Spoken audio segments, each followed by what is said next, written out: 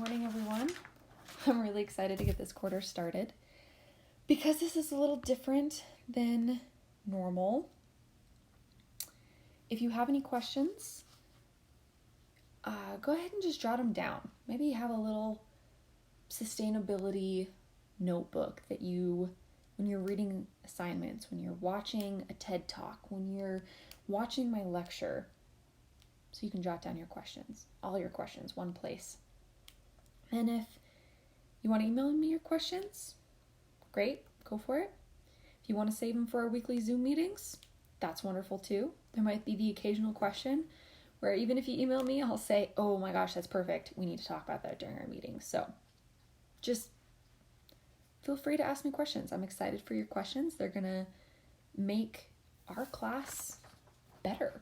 So please ask me questions. Okay, so let's start with a little bit of history of sustainability.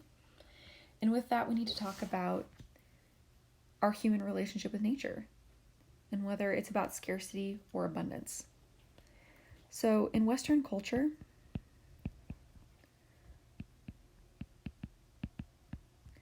there's this belief in economic growth and an always improving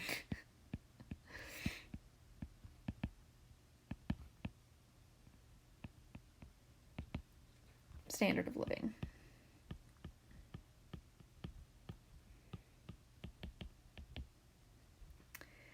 That, with the fact that the human lifespan is getting longer and longer,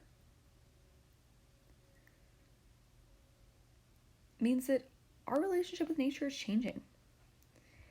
And from 1800 to 2000, we saw the greatest sustained period of economic growth in human history.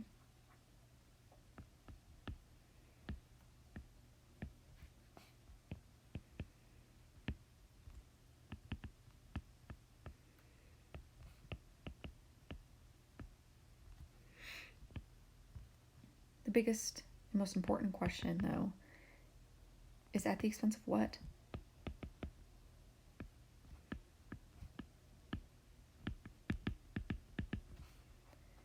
And we're going to talk about this in much more depth as we go through this class. This is extremely important. So at this point, I think overcoming scarcity is now the new normal of the abundance and human interactions with the natural world.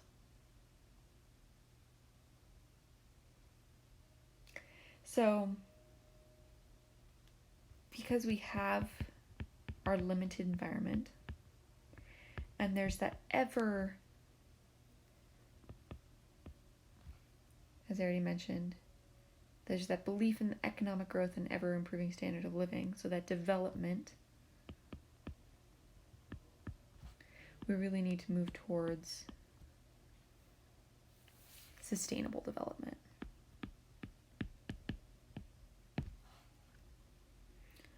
All right, what are some master terms in this whole idea? So sustainability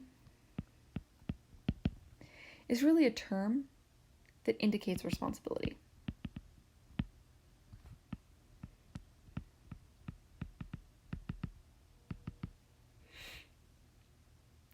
It also calls for change.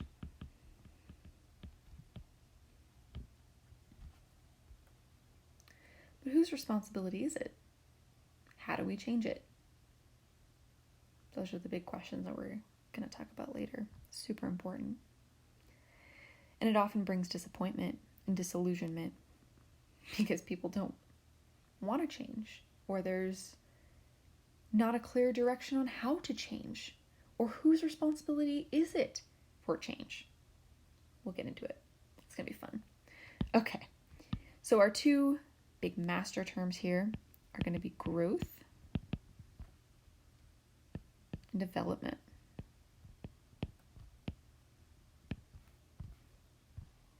Okay, so growth is a quantitative term.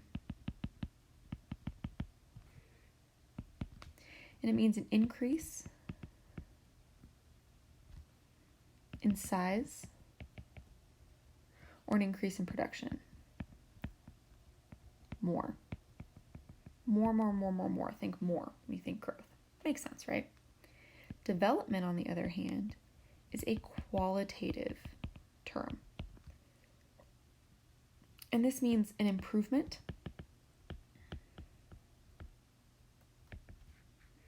in the quality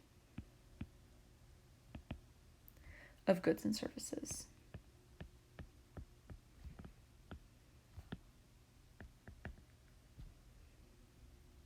All right. And those two things really, when we're talking about sustainability, lead us to sustainable development. It's an increase in quality without a quantitative growth in consumption or production. And this is something that causes a lot of scrutiny. It challenges the norm. It challenges how things have been done for a long time. And because of that, it was largely ignored until the 21st century.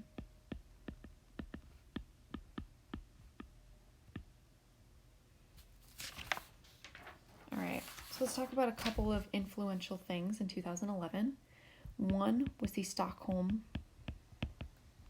Memorandum.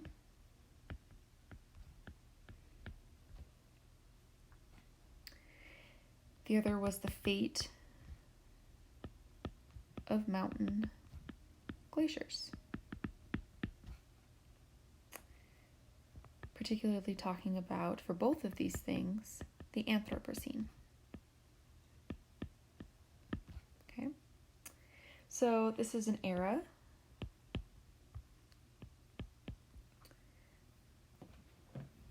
of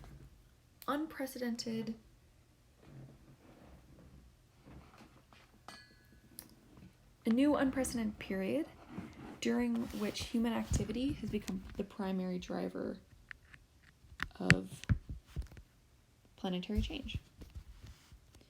So, human activity, primary driver of physical planetary change. Okay. So let's talk about that Stockholm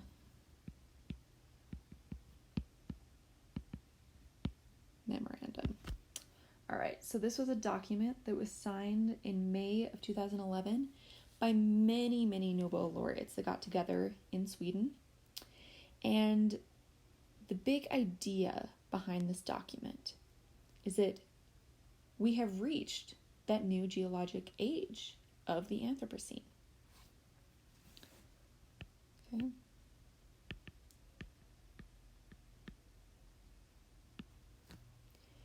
And a really amazing quote from that meeting from Mario Molina.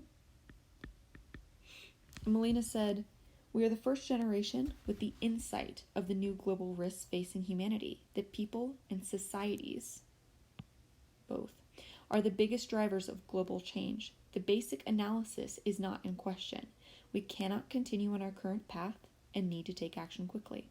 Science can guide us in identifying the pathway to global sustainability, provided that it also engages in an open dialogue with society." So acknowledging that there's a problem and saying that, hey, science can tell us, guide us, society is the thing that really needs to take action. All right, so the fate of mountain glaciers. And this is something that was particularly being talked about because of this new era, right?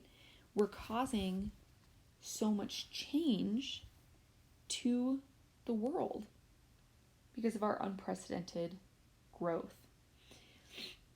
And the idea that was talked about mainly here, and this started moving towards sustainability in kind of a new way, was that we need to protect the habitat that sustains us. And that can mean a lot of different habitats. This isn't just mountain glaciers, even though they do serve a lot of important services for their environment. But because the idea turning into we need to protect these habitats to sustain us, it's not an easy task. And this again is where challenges arise, because it's not just the glaciologists, the people who study glaciers, who need to talk about the fate of glaciers. It's also the climate scientists, right? As climate is changing, as our planet is warming, that's affecting the melting of our glaciers, how quickly they're melting, how much longer we're going to see glaciers at all. I was lucky enough to see one, probably 5-6 years ago when I went up to Glacier National Park in Montana. I got to see one of the glaciers, and I'd love to go up again and see how much smaller it is now. I'm curious. All right, hydrologists, right? So the people who study water in an environment. Chemists, because as these glaciers melt, as we get more of this fresh water moving into various areas, whether it's just moving into that new environment and how it's going to affect the hydrologists, or whether it's moving into ocean water and it's going to affect the ocean water chemistry. Physicists, because they need to talk about how the ice is melting and help the hydrologists and the chemists and how that water is going to move to where it's going to move. And then, because we're not just talking about scientists, we're moving into also the social aspect of it. Lawyers, politicians.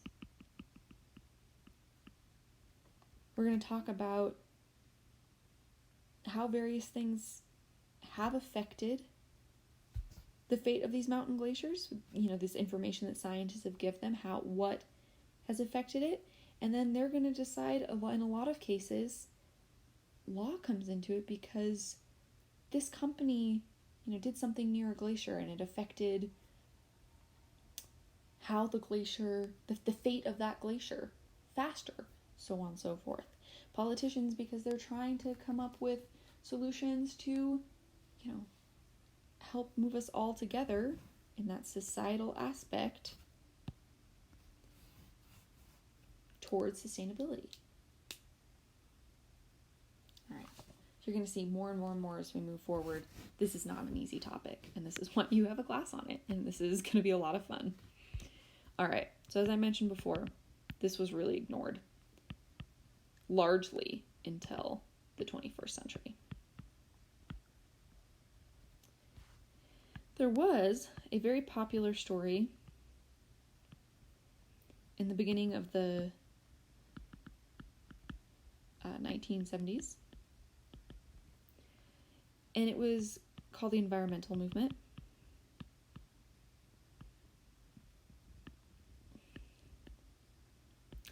And this was when they started talking about that humans were outstripping the carrying capacity, which I'm going to denote that as a K, of the Earth. Now, the carrying capacity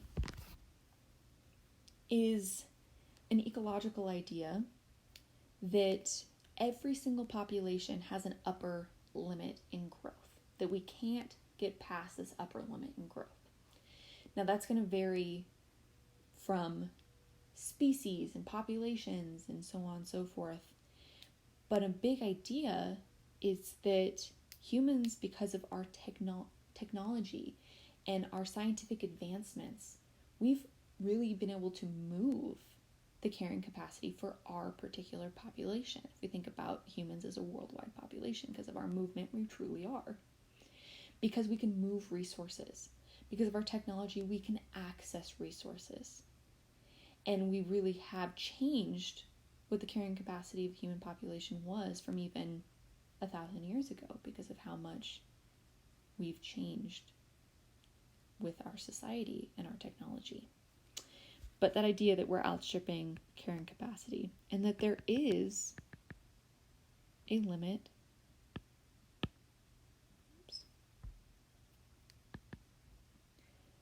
to how much the human population can grow. So the limits to growth.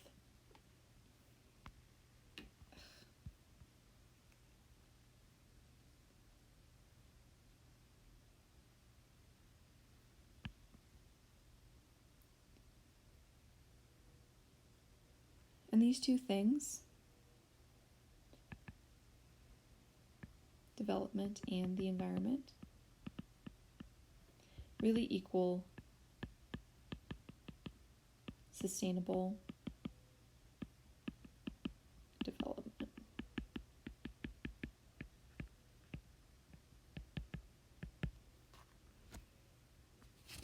All right.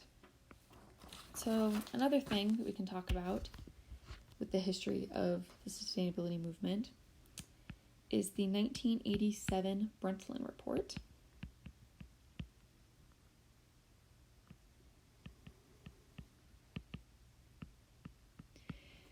And this was a report of the World Commission on Environmental Development, and they had three main things out of this. First, to re-examine critical issues of environment and development, to formulate innovative, concrete, and realistic action proposals to deal with them. So in 87, they were even saying we need to take action, right?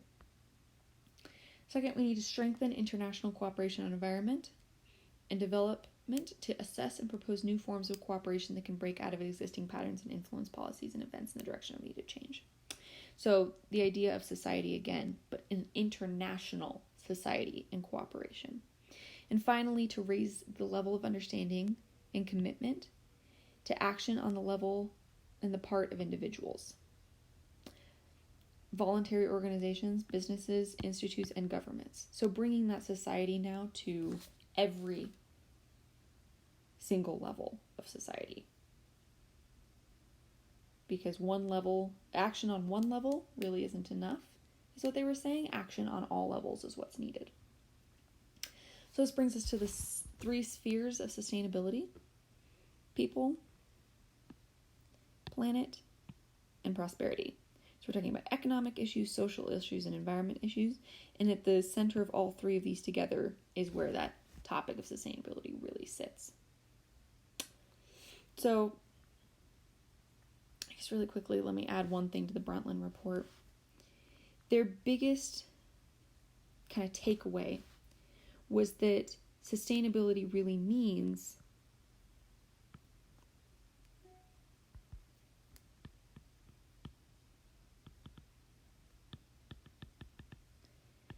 and what we need to strive for is development that meets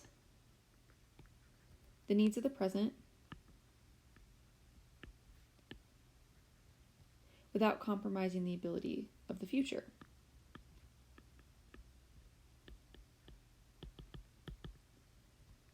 Or future generations' needs.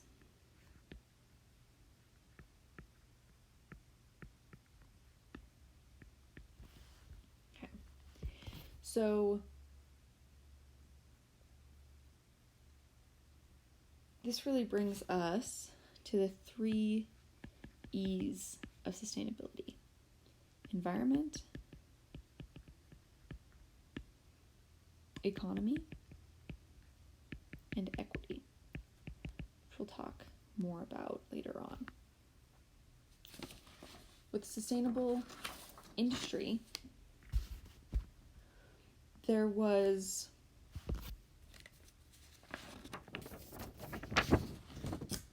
a summit in 1992. It was the 1992 Earth Summit.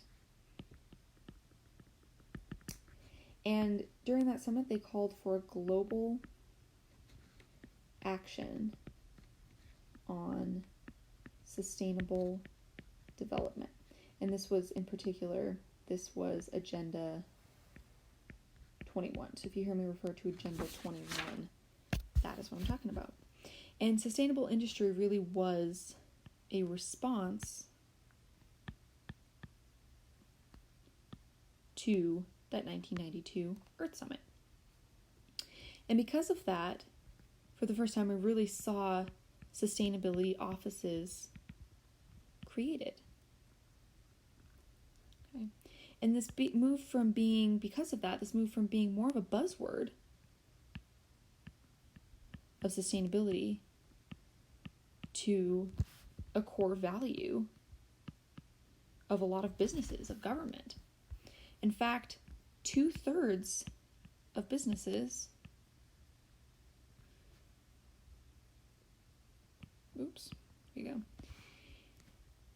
made sustainability a management priority in 2011. In fact, now in businesses, there's someone who's in charge of sustainability. It's the chief sustainability officer.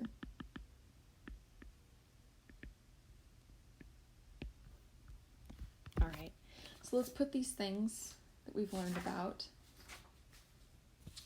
together on this graph. And we're going to call this businesses with sustainability as a management agenda. You can see it's obviously increasing quite dramatically over time. So this is where 1970 we see the environmental movement. And we really see environmentalism becoming a thing. It still is a thing. Okay. And then let's see, in 87, we have the Brundtland Report.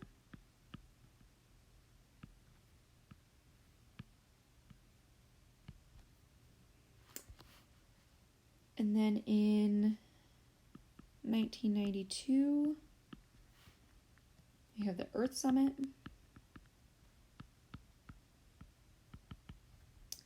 With Agenda 21.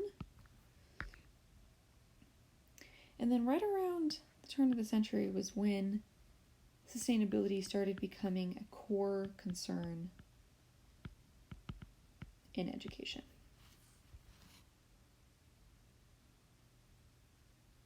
All right. 92, again, remember, is when we started seeing the idea of sustainable development. Okay. And then obviously 2011 is where we talked about those two topics of conversation there. Okay. So that's a brief history of sustainability. We have an applied exercise, your first. This isn't a crazy thing. I designed this to be about an hour. It should only take you about an hour. Okay. So address the following in an essay format. I want you to describe your understanding of the word sustainability. Go through all of these topics. Make sure you hit every single one. I'm looking for all of them. These are your formatting and things you need to hit. So I don't have a specific length that I'm looking for, but I do have specific things like Times New Roman 11, double spaced, I need you to cite 2 peer-reviewed references as per the syllabus. Look at that more carefully. Ask me questions if you have them. Like I already said, shouldn't take you longer than an hour. I'm not trying to give you something crazy for this first one. Just let's get into it. Save your document in this format and then email it to me no later than the 2nd of October at 5 p.m. All right, I look forward to our meeting later this week, and I'll see you guys then.